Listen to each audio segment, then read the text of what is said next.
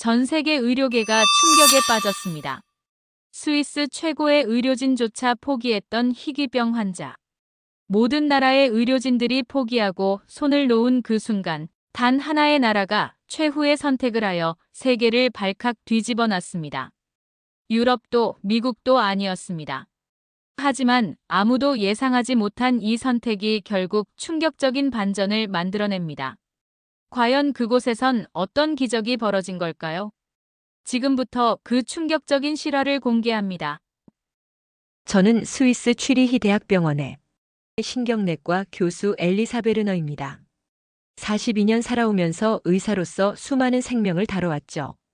하지만 제 인생에서 가장 큰 시련은 바로 제 딸 클라라에게 찾아왔습니다. 클라라는 제 소중한 7살 딸이에요.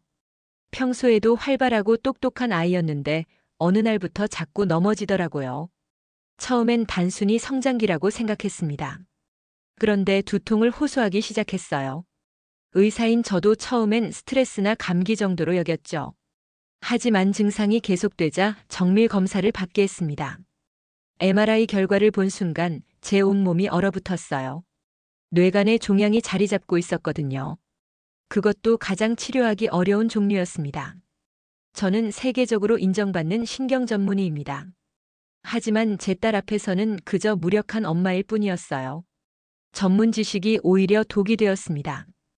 이 병이 얼마나 무서운지, 치료가 얼마나 어려운지 너무나 잘 알고 있었거든요.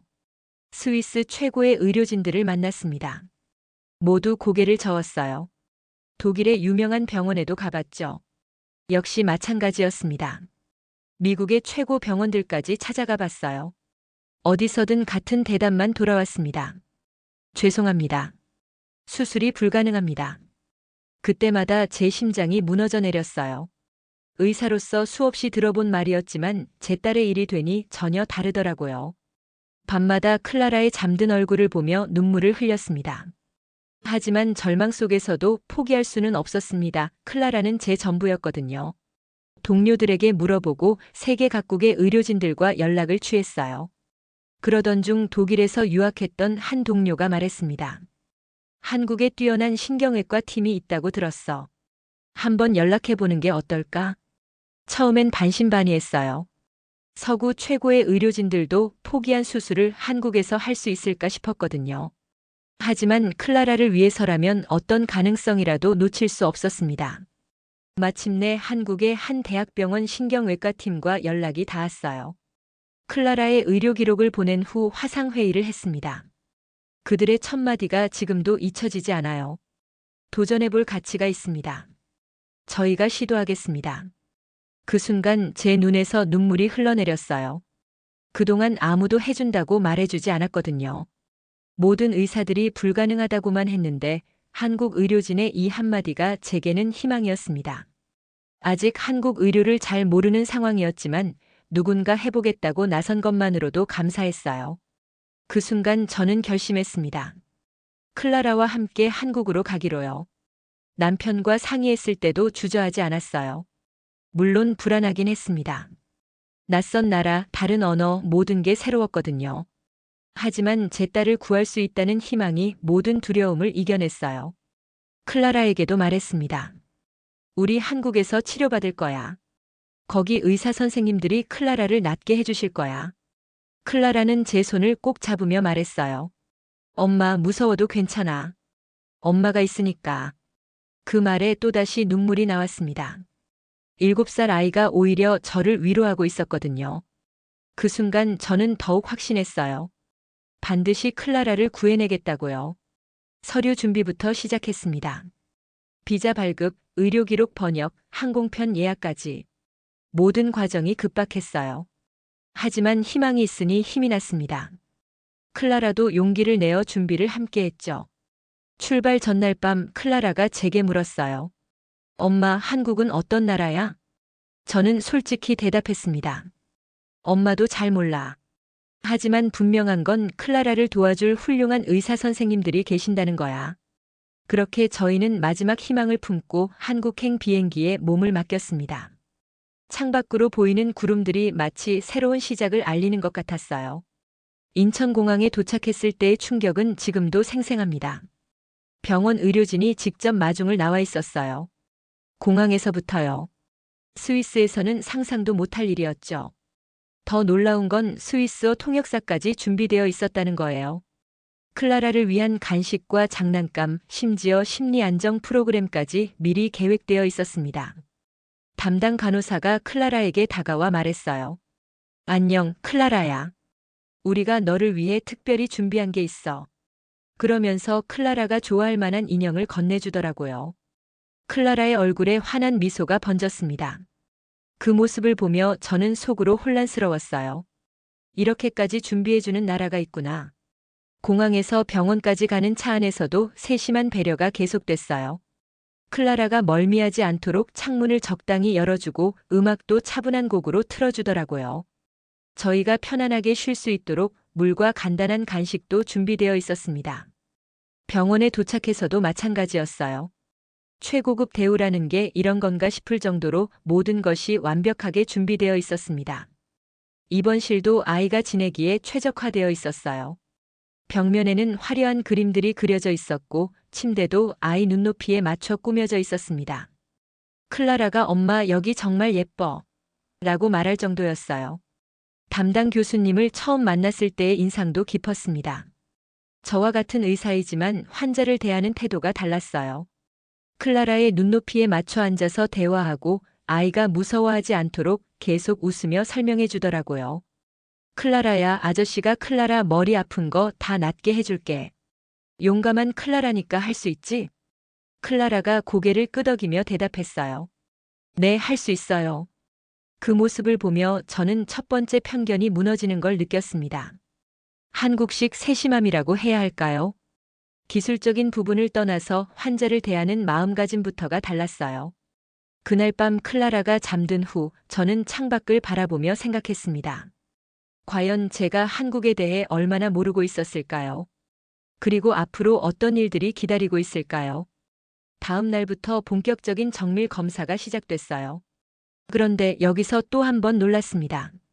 최첨단 장비를 사용하더라고요. 스위스에서도 보지 못한 수준의 정밀한 영상을 얻을 수 있었습니다.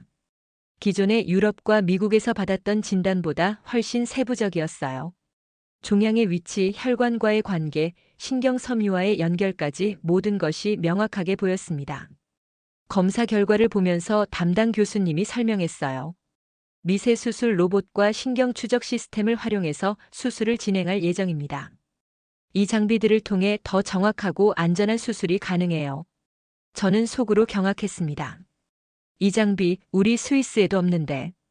의학 선진국이라고 자부했던 스위스보다 더 앞선 기술이 여기 있었던 거예요. 제가 가지고 있던 두 번째 편견도 그렇게 무너져 내렸습니다.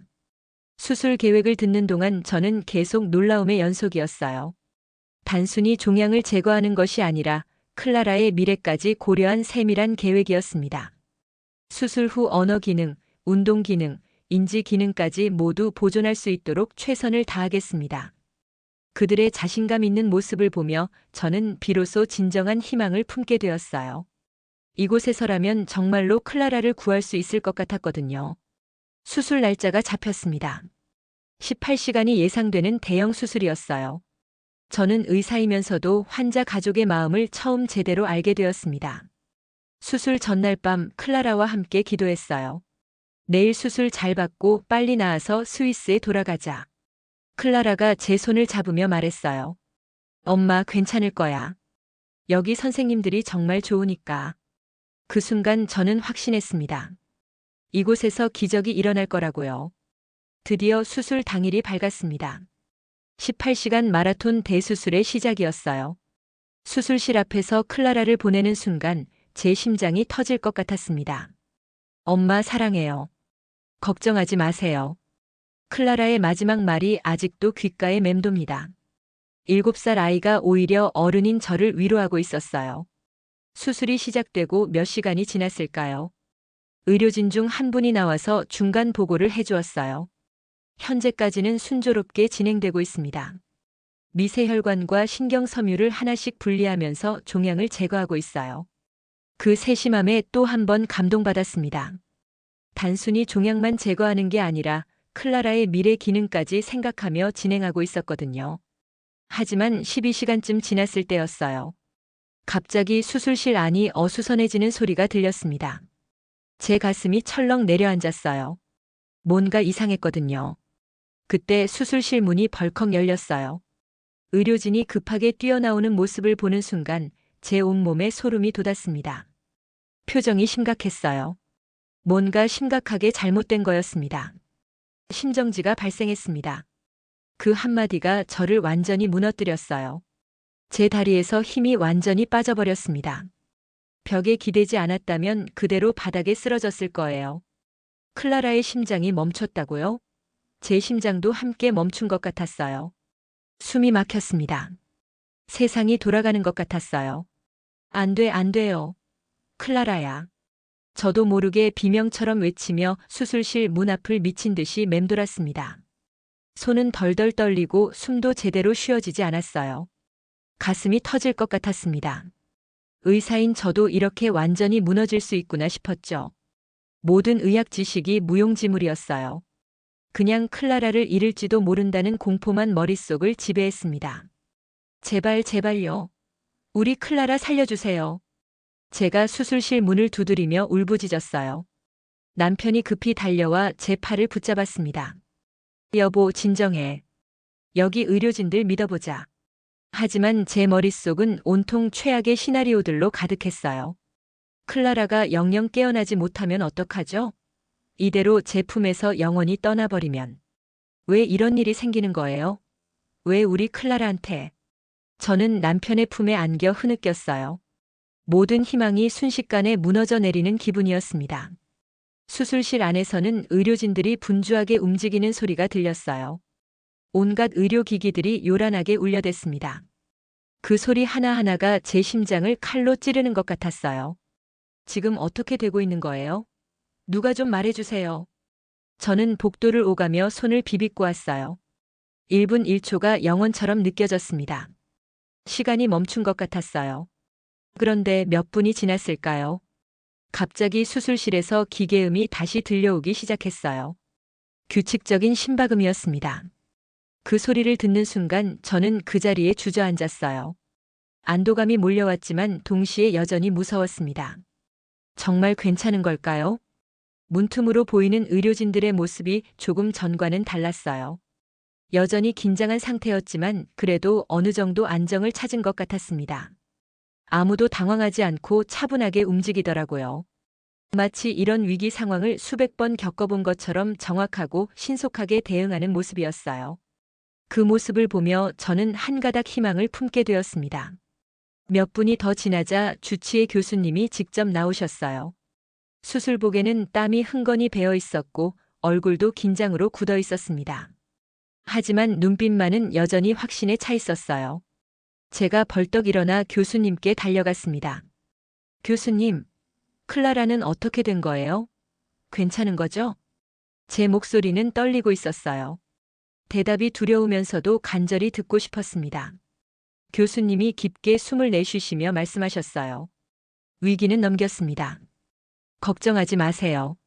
문틈으로 보이는 의료진들의 모습이 놀라웠습니다.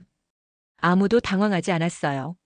마치 이런 상황을 수백 번 겪어본 것처럼 차분하고 정확하게 움직이더라고요. 그리고는 제 손을 꼭 잡으며 말씀하셨어요. 이 아이는 우리 가족입니다. 끝까지 지켜냅니다. 그 순간 제 눈에서 억눌렀던 눈물이 폭포처럼 쏟아져 내렸어요. 목이 메어서 말도 나오지 않았습니다. 그저 고개만 끄덕였죠. 저 역시 수많은 환자를 치료해온 의사입니다. 하지만 이런 마음가짐은 처음 봤어요. 환자를 가족처럼 여기는 마음, 절대 포기하지 않겠다는 의지. 그것이 바로 진정한 의료진의 모습이었습니다. 교수님, 정말 감사합니다.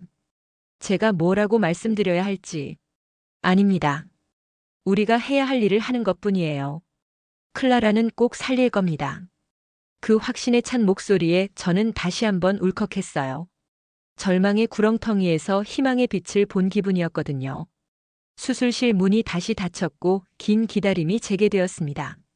하지만 이번엔 달랐어요. 위기를 넘긴 후라 그런지 더욱 신중하게 진행되는 게 느껴졌어요. 복도에서 기다리는 동안 간간이 들려오는 의료진들의 대화를 들었습니다. 혈압 안정적이에요. 신경 반응 정상입니다. 이대로 계속 진행하시면 됩니다. 하나하나가 제게는 희망의 메시지였어요. 클라라가 버텨주고 있다는 증거였거든요. 18시간. 정말 길고 긴 시간이었습니다. 의료진들은 한순간도 긴장을 늦추지 않았어요. 교대로 들어가면서도 클라라의 상태를 계속 체크했습니다. 저는 복도 의자에 앉아서 계속 기도했어요. 종교가 있는 건 아니지만 그때만큼은 간절히 기도할 수밖에 없었습니다. 제발, 제발 클라라가 무사하게 해주세요. 제가 무엇이든 할 테니까. 마침내 수술실 문이 열렸어요. 주치의 교수님이 환한 미소를 지으며 나오시는 모습을 보는 순간 저는 그 자리에 주저앉았습니다. 다리에 힘이 풀려서가 아니라 안도감 때문이었어요.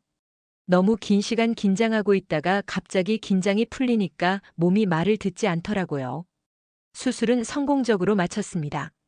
그 한마디에 제 세상이 다시 밝아졌어요. 클라라가 살았다는 것, 그것만으로도 충분했습니다. 종양을 완전히 제거했고 뇌 기능도 잘 보존되었어요. 정말 용감한 아이예요. 교수님의 말씀을 들으며 저는 울면서 웃었어요. 기쁨과 안도감이 한꺼번에 몰려왔거든요. 18시간의 기다림 끝에 얻은 최고의 선물이었습니다. 남편도 제 옆에서 눈물을 흘리고 있었어요. 우리 부부는 말없이 서로를 끌어안았습니다. 그동안 얼마나 무서웠는지, 얼마나 간절했는지 모든 감정이 한꺼번에 터져 나왔어요. 정말 감사합니다. 정말 정말 감사합니다. 제가 할 수 있는 말은 그것뿐이었어요. 하지만 그 안에는 제 모든 마음이 담겨 있었습니다. 하지만 시련은 아직 끝나지 않았습니다. 수술 후 이틀째 되는 날 클라라에게 뇌부종이 발생했어요. 뇌압이 급격히 올라가면서 위험한 상황이 되었습니다. 의료진은 즉시 응급 감압 재수술을 결정했어요. 또다시 수술실로 들어가는 클라라를 보며 제 마음은 다시 한번 무너져 내렸습니다. 그날 밤은 의료진과 저희 부모가 함께 밤을 샜어요. 클라라의 상태를 지켜보며 최선의 방법을 찾기 위해 끊임없이 논의했습니다. 뇌압을 낮추기 위해 고장성 식염수 투여를 늘릴 수도 있고 만니톨 용량을 조정할 수도 있어요. 또는 뇌척수액 배액관을 추가로 설치하는 방법도 있습니다. 어떤 게 클라라에게 가장 좋을까요? 의료진이 저희의 의견까지 묻더라고요. 단순히 의사와 환자 가족의 관계가 아니라 진정한 동지가 된 기분이었습니다. 집요한 치료 끝에 뇌압이 안정되기 시작했어요. 의료진의 포기하지 않는 노력 덕분이었습니다. 그 과정에서 저는 한국 의료진에 대한 신뢰를 완전히 확립하게 되었어요. 반복되는 위기 속에서도 끝까지 최선을 다하는 모습. 그것이 바로 진정한 의료진의 모습이라고 생각했습니다. 드디어 기적의 순간이 찾아왔습니다. 수술 일주일 후 클라라가 눈을 뜬 거예요. 천천히 눈꺼풀을 들어 올리더니 제 얼굴을 바라봤습니다. 엄마. 그 한마디에 저는 그동안 참았던 눈물을 터뜨렸어요. 목소리도 나오지 않았습니다. 그저 클라라의 손을 꼭 잡고 울기만 했어요. 의료진들도 함께 기뻐해 주었습니다. 마치 자신들의 가족이 깨어난 것처럼 환호성을 질렀어요. 그 순간 저는 이곳이 진정 저희의 두 번째 고향이라는 생각이 들었습니다. 클라라의 회복은 계속 이어졌어요. 자가호흡에 성공했고 언어 기능도 점차 돌아왔습니다. 운동 재활 프로그램도 시작되었어요. 처음에는 휠체어에 의존해야 했지만 클라라는 포기하지 않았습니다. 의료진의 격려와 함께 조금씩 발전해 나갔어요. 클라라야, 오늘은 혼자서 일어나 볼까? 재활치료사의 말에 클라라가 용기를 냈습니다. 떨리는 다리로 천천히 일어서더니 조금씩 걸어보기 시작했어요. 첫 걸음을 성공했을 때 저는 다시 한번 눈물을 흘렸습니다. 기쁨의 눈물이었어요. 클라라가 다시 걸을 수 있게 된 거였거든요. 내가 몰랐던 한국이 내 딸을 살렸다. 그때 제 마음속에 떠오른 생각이었습니다. 한국에 대한 모든 편견이 완전히 사라진 순간이기도 했어요. 수개월간의 재활 과정을 거쳐 마침내 스위스로 돌아갈 수 있게 되었습니다. 한국에서의 시간은 제 인생에서 가장 소중한 경험이었어요. 공항에서 작별 인사를 나눌 때 의료진 모두가 나와서 배웅해 주었습니다. 클라라를 안아주며 건강하게 자라라고 축복해 주더라고요. 클라라야, 건강하게 자라서 또 보자. 삼촌들이 항상 응원할게. 클라라도 눈물을 흘리며 대답했어요. 선생님들 정말 고마워요. 저 잊지 않을게요. 비행기 안에서 클라라가 말했습니다. 엄마, 한국 선생님들 정말 좋았어. 다시 보고 싶어. 저도 같은 마음이었어요. 한국에서 만난 분들은 단순한 의료진이 아니라 저희 가족의 은인이었거든요. 스위스에 돌아온 후 저는 이 경험을 더 많은 사람들에게 알리고 싶었습니다. 유럽의학회에서 발표할 기회가 생겼어요. 한국 의료진이 보여준 기술력과 집요한 헌신은 지금껏 제가 경험해온 의료 현장의 어떤 곳보다 탁월했습니다. 청중들의 반응이 뜨거웠어요. 많은 의료진들이 한국 의료에 대해 새롭게 인식하게 되었다고 말해주었습니다. 한국은 이제 세계 의료의 새로운 기준을 만들어가고 있습니다. 제 발표는 그렇게 마무리되었어요. 청중들의 박수갈채가 오랫동안 이어졌습니다. 지금 클라라는 건강하게 자라고 있어요. 학교도 다니고 친구들과도 잘 어울려 놀고 있습니다. 한때는 불가능해 보였던 일상이 다시 우리에게 찾아온 거예요. 가끔 클라라가 물어봅니다. 엄마, 우리 언제 한국에 또 가요? 그때마다 저는 대답해요. 언제든 갈 수 있어. 한국 선생님들이 우리를 기다리고 계실 거야. 클라라는 그때의 기억을 아직도 생생하게 간직하고 있어요. 종종 한국에서 받은 인형을 안고 잠들곤 합니다. 그 모습을 볼 때마다 저는 감사한 마음이 듭니다. 요즘도 클라라는 장래 희망을 물어보면 주저하지 않고 말해요. 나도 의사가 될 거야. 한국 선생님들처럼 아픈 사람들을 도와주고 싶어. 그 말을 들을 때마다 제 가슴이 뭉클해집니다. 클라라가 받은 사랑이 이제 다른 누군가를 향한 꿈으로 자라고 있거든요. 저 역시 한국에서의 경험 이후 환자를 대하는 마음가짐이 달라졌어요. 단순히 질병을 치료하는 것이 아니라 환자와 가족의 마음까지 어루만져 주려고 노력합니다. 의사는 기술만으로는 부족하다. 마음이 함께해야 진정한 치료가 가능하다. 이것이 한국에서 배운 가장 소중한 교훈이었어요. 의학 교과서에는 없지만 가장 중요한 의사의 덕목이라고 생각합니다. 동료들에게도 자주 한국 이야기를 해줍니다. 처음엔 반신반의하던 분들도 이제는 한국 의료에 대해 새로운 관심을 보이고 있어요. 정말 그렇게 훌륭한가? 우리도 한국 의료진과 교류해보고 싶다. 이런 반응을 볼 때마다 저는 뿌듯함을 느껴요. 제 경험이 두 나라 의료계의 다리 역할을 하고 있다는 생각이 들거든요. 올해 클라라의 8번째 생일날 특별한 손님이 찾아왔어요. 한국에서 클라라를 치료해준 주치의 교수님이 스위스 출장 중에 저희를 만나러 오신 거였습니다. 클라라야, 많이 컸네. 정말 건강해 보여서 기뻐. 교수님을 본 클라라가 달려가서 안겼어요. 1년 만에 재회였지만 마치 어제 헤어진 것처럼 자연스러웠습니다. 선생님, 저 이제 수영도 할 수 있어요. 그리고 피아노도 배우고 있어요.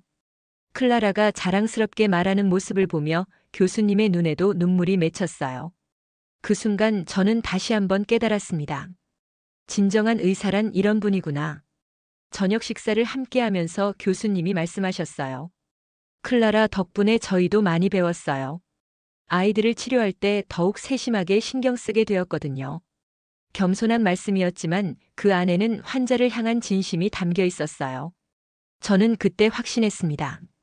클라라를 한국에 보낸 것이 제 인생 최고의 선택이었다고요. 클라라가 잠든 후 저와 교수님은 긴 이야기를 나눴어요. 의료에 대한 철학부터 환자를 대하는 마음가짐까지 국경을 넘나드는 의료진 간의 진솔한 대화였습니다.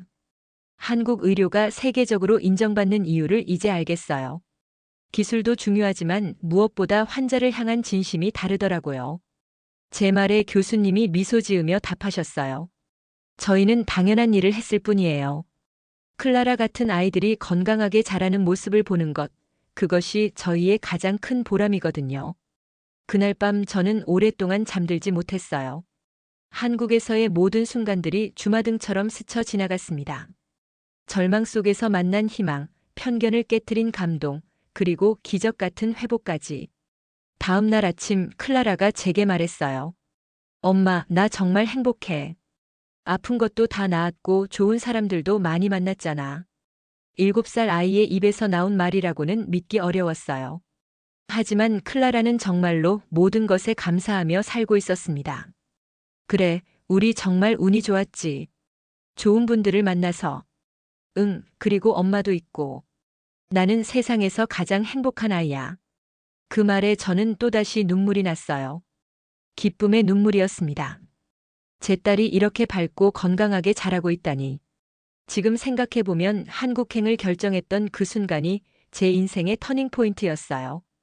단순히 클라라의 병을 치료한 것을 넘어서 제 인생관 자체가 바뀌었거든요. 세상에는 아직 제가 모르는 훌륭한 사람들과 놀라운 기술들이 많다는 것. 편견 없는 마음으로 세상을 바라봐야 한다는 것. 그리고 진정한 의료란 기술과 마음이 함께 어우러질 때 완성된다는 것. 이 모든 것을 한국에서 배웠습니다. 그리고 이제 저는 그 경험을 바탕으로 더 나은 의사가 되려고 노력하고 있어요. 최근에는 한국과의 의료 교류 프로그램을 기획하고 있습니다. 스위스의 젊은 의사들이 한국에서 연수를 받을 수 있도록 하는 거예요. 제가 경험한 그 감동을 후배들도 느꼈으면 좋겠거든요. 선생님, 정말 한국 의료진들이 그렇게 대단한가요? 젊은 의사들이 호기심 어린 눈으로 물어볼 때마다 저는 확신에 차서 대답합니다. 직접 가서 경험해 보세요. 분명 여러분의 의사로서의 인생이 바뀔 거예요. 한국에서 만난 것은 의사들이 아니라 생명을 구하는 기적이었습니다. 그 기적 덕분에 지금 저는 딸과 함께 행복한 시간을 보내고 있어요. 그리고 그 기적은 아직도 계속되고 있습니다. 클라라의 밝은 웃음 속에서, 제가 치료하는 환자들의 회복 속에서, 그리고 한국과 스위스를 잇는 새로운 인연들 속에서 말이에요. 제가 가지고 있던 편견들이 모두 무너지고 새로운 세상을 알게 된 소중한 경험이었습니다. 한국은 이제 제게 두 번째 고향이나 다름없어요.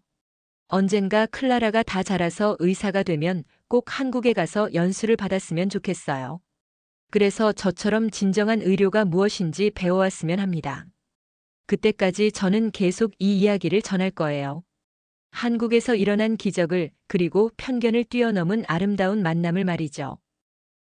오늘 우리는 한국 의료진이 만들어낸 또 하나의 기적을 살펴봤습니다.